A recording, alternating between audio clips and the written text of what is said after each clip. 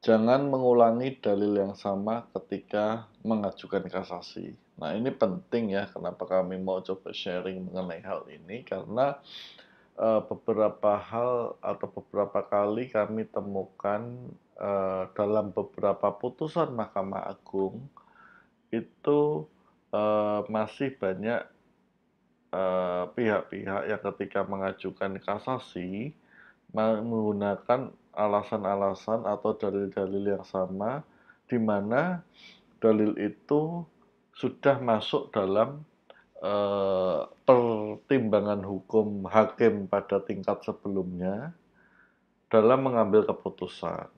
Nah, sehingga biasanya kalau ada memori kasasi yang seperti itu, sepengalaman kami dalam beberapa membaca putusan Mahkamah Agung dalam memutus kasasi, selalu atau sebagian besar ditolak. Nah, dan penolakannya pun berbunyi selalu bahwa dalil-dalil yang disampaikan oleh pemohon kasasi itu telah menjadi atau telah dijadikan pertimbangan dan menjadi masukan bagi majelis hakim pada pengadilan sebelumnya dalam memberikan putusan. Nah, itu harap hati-hati. Nah, kemudian kita mau remind juga beberapa alasan pengajuan kasasi adalah kita harus bisa menunjukkan bahwa pengadilan yang sebelumnya, pada tingkat sebelumnya, itu tidak berwenang atau melampaui batas wewenang dalam memberikan keputusan. Atau alasan yang kedua adalah kita harus bisa menunjukkan dan meyakinkan bahwa pengadilan pada tingkat sebelumnya telah salah dalam menerapkan atau melanggar hukum yang berlaku.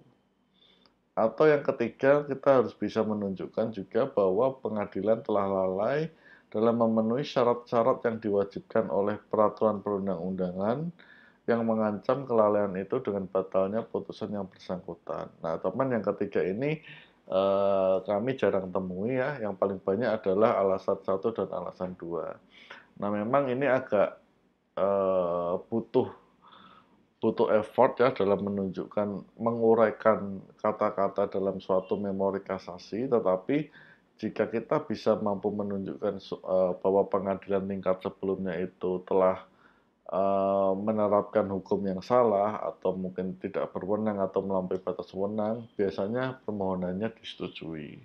Nah, Anda bisa cek juga pada putusan-putusan Mahkamah Agung yang ada, ya. Jadi itu saja yang kita mau share hari ini. Bagaimana menurut Anda? Jika Anda memiliki tanggapan atau komentar atau pertanyaan, Anda juga bisa sampaikan di kolom komentar maupun di website kami di benmerconsulting.com. Terima kasih.